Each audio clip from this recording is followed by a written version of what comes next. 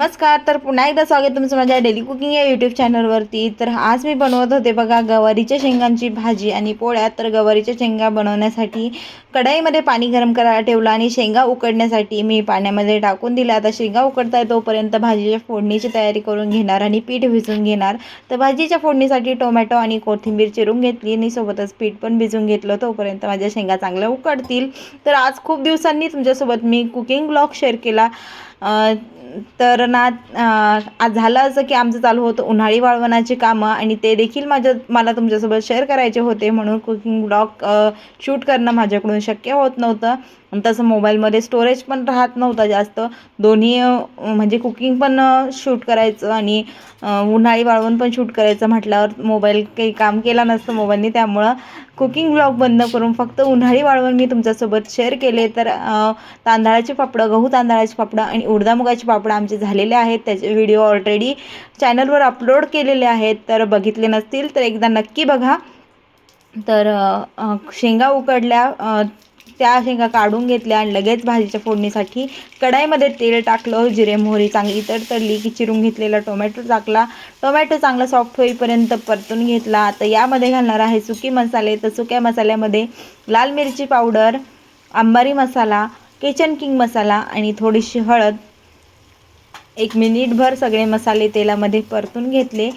आणि आता काल माझ्या मिस्टरांना भाजी थोडीशी फिकी झाली होती म्हणून थोडंसं एक्स्ट्रा लाल मिरची पावडर मी आज टाकलं आणि उकडून घेतलेल्या शेंगा टाकल्या. त्या पण मिनिटभर मी तेलामध्ये परतून घेतल्या. थोडीशी कोथिंबीर टाकली आणि शेंगा 2 ते 3 मिनटं परतल्यानंतर यामध्ये मी पाणी टाकणार आहे. तसं तर गवारीची शेंगांची भाजी मला सुकी आवडते, पण माझ्या मिस्टरांना भाजीला रस्सा असल्याशिवाय त्यांचं पोट भरत नाही.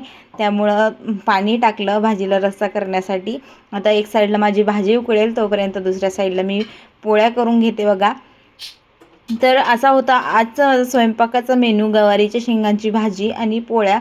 तर माझे व्हिडिओ तुम्हाला आवडत असतील तर प्लीज व्हिडिओला लाईक करा, शेअर करा, चॅनलला सबस्क्राईब करा आणि माझे व्हिडिओ तुम्हाला कसे वाटत आहेत ते कमेंट करून मला एकदा नक्की सांगा. भाजीला थोडीशी उकळी आली की यामध्ये मी टाकला होता शेंगदाण्याचं कूट, पण ती क्लिप बहुतेक माझ्याकडून एडिटिंगमध्ये कट झाली असावी, त्यामुळं ती इथे दिसत नाही आहे. तर भाजीला उकळी आली, शेंगदाण्याचं कूट टाकला आणि परत 1-2 मिनटं भाजी उकळून घेतल्यानंतर मी भाजीचा गॅस जो आहे तो बंद करून टाकला होता आणि 5-6 पोळ्या आमच्या दोघांसाठी मी इथे करून घेणार आहे.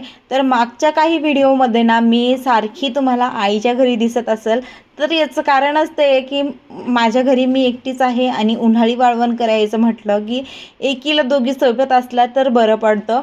त्यामुळं मी घरची कामं आवरून लवकर आईच्या घरी जायची, जेणेकरून सकाळी लवकर लागलं की 4 ते 5च्या दरम्यान आमचं काम पूर्ण व्हायचं आणि मी परत घरी येऊन जायची. आणि कुकिंग म्हणजे ते वाळवणाचा शूट केल्यानंतर रात्रीची कुकिंग पण मला तुमच्यासोबत शेअर करू वाटत नव्हती, कारण तेवढं माणूस ना थोडं थकून जातो, एक्स्ट्राचं काम होतं त्यामुळे.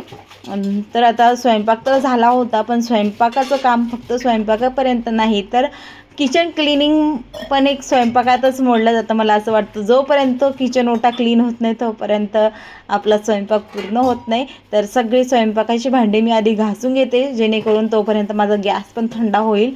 आत्ता स्वयंपाक केला आहे त्यामुळं गॅस थंड झाला की लगेच गॅस आणि किचन ओटा आवरून घ्यायचा.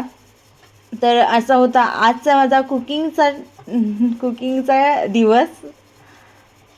असं मी सगळे क्लिनिंग करून घेतली आणि आता आमचे बाकी आहे बघा कुरड्या आणि खरोड्या करणं, पण आता पाऊस कधी थांबेल याची आम्ही वाट बघतोय आणि लवकरच तुम्हाला आमच्या कुरड्या आणि खरोड्यांचे व्हिडिओ बघायला भेटतील. तर ते व्हिडिओ तुम्हाला बघायचे असतील तर आत्ताच चॅनलला सबस्क्राईब करून ठेवा आणि बेल आयकॉनला प्रेस करा, जेणेकरून मी व्हिडिओ टाकल्याबरोबर तुम्हाला नोटिफिकेशन मिळेल. चला तर मग आता माझी सगळी क्लिनिंग झाली आहे, सगळं माझं किचन आवरलं आहे. आता आपण भेटूया पुढच्या व्हिडिओमध्ये. तोपर्यंत बाय.